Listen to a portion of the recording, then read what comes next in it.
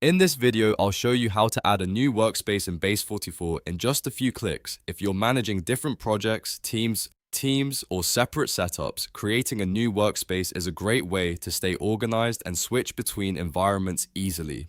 And before we start, if this tutorial helps, please hit like and subscribe for more quick software how-to videos. Let's jump right in. First, look at the bottom left corner of your screen and click the profile icon. This is where your account and workspace options are usually located, so that's the first place we need to go.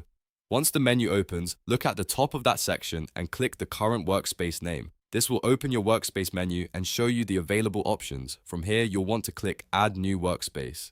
After that, Base44 will ask you to enter the workspace name.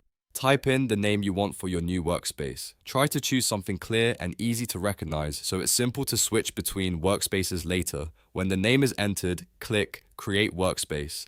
Base44 will then create the new workspace for you, and it should appear in your list right away. Now that the workspace has been created, you can switch between them whenever you need to. Just go back to the workspace menu, select the workspace you want, and Base44 will load it for you. That's all there is to it. You've now learned how to add a new workspace in Base44 and move between workspaces whenever needed. If this video helped, don't forget to like, subscribe, and check out more Base44 tutorials on the channel.